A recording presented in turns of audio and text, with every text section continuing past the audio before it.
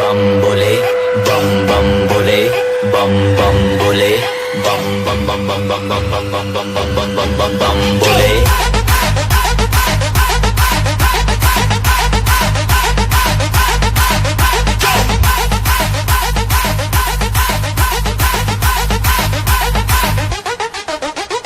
डरना किसी बात का, साथ भोलेनाथ का, सर पे मेरे हाथ भोले तेरे आशीर्वाद का। डरना किसी बात का, साथ भोलेनाथ का, सर पे मेरे हाथ भोले तेरे आशीर्वाद का। शिव शंभू शिव शंकर। श्री श्री 108 पदम भूषण गिरी नागा जो उज्जैन के खुली नागे के उसमें आते हैं। उज्जैन से हमारा 16 में नागा संस्कार हुआ था। उससे पहले हमारा संस्कार हरिद्वार से हुआ था गुरुदेव के चरणों में। तो गुरु की कृपा है, आनंद भोगते हैं, जैसा वो देते हैं वैसे ही पाते हैं, और जो बोल देते हैं तो अपना सब कुछ दे देते हैं। जी महाराज, शिवरात्रि को लेकर आज हमारे दर्शकों को बताया गया कि ये किस तरह से मनाना चाहिए और इसका महत्व क्या है।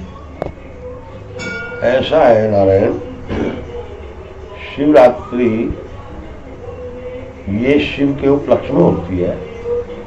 और जब पार्वती ने शिव को पाना चाहा था तो कठोर 11,000 वर्ष तपस्या करके, और इन्होंने ये जो प्रदोष वर्ष भी कहलाता है सबसे सुखदायी होता है, कोई भी मनुष्य इसको कर सकता है। और इसके करने से धन धान और पुत्र और यश प्राप्ति होती है। और आने वाले समय में 3 पीढ़ी तक ये कार्य करता है।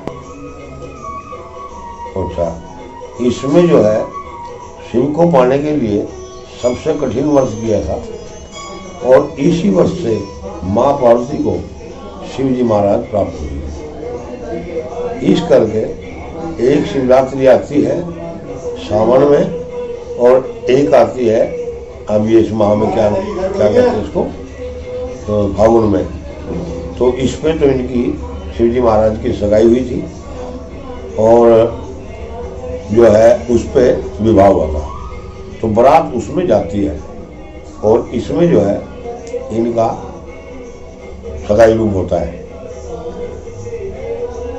और शिव साक्षात जो आत्मा से भजन करता है, जो कर्म करता है, वो नर हो या नारी, सभी को उसकी इच्छा के अनुसार वरदान प्राप्त होता है।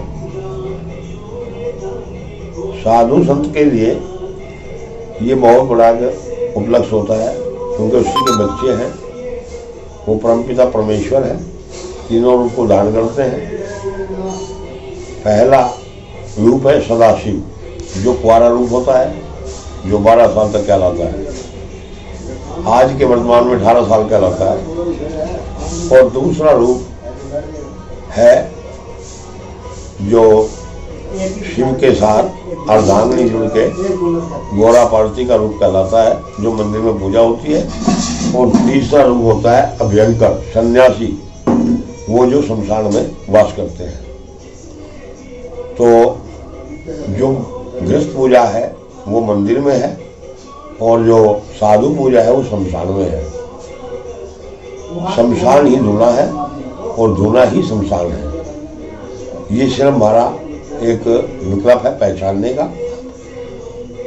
और सत्य दो ही है, या तो मनुष्य जब जन्म लेता है आत्मा रूप में, वो सत्य है जब उसमें सांस बोलता है, या दूसरा सत्य ये है कि जब वो जगत से जाता है तो अग्नि को पाता है।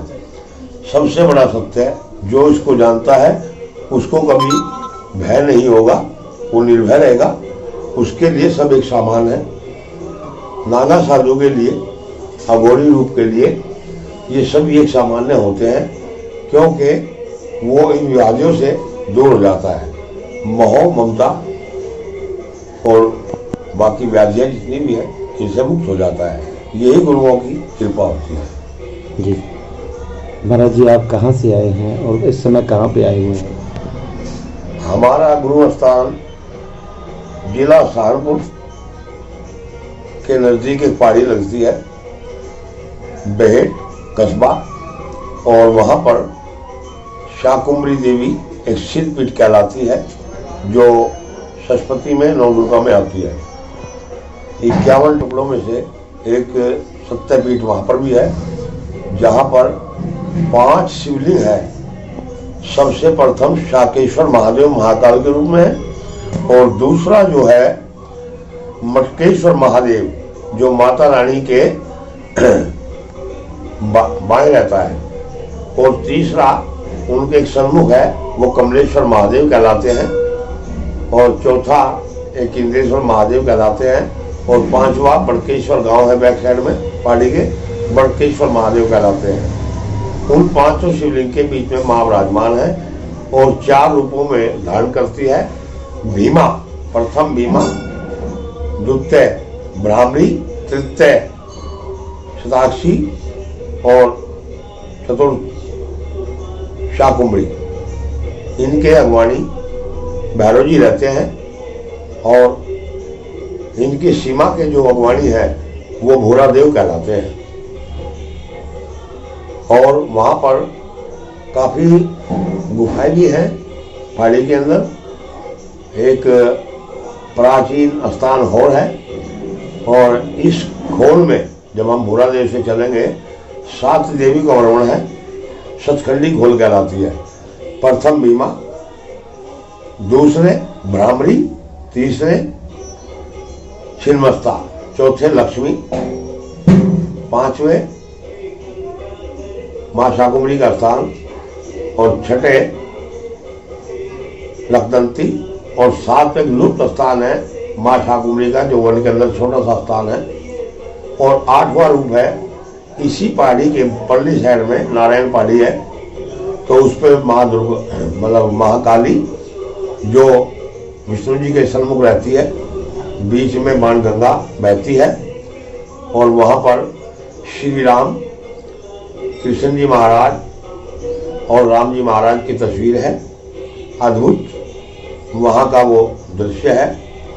और वहाँ पर शिवलिंग जो है रुद्र रूप में 3.25 फुट ऊंचे हैं, और वहाँ पर बहुत ऐसी चीज़ें हैं जो कि देखने से ही ज्ञान प्राप्त होगा। अद्भुत पहाड़ियाँ हैं, अद्भुत दरियाएँ हैं, और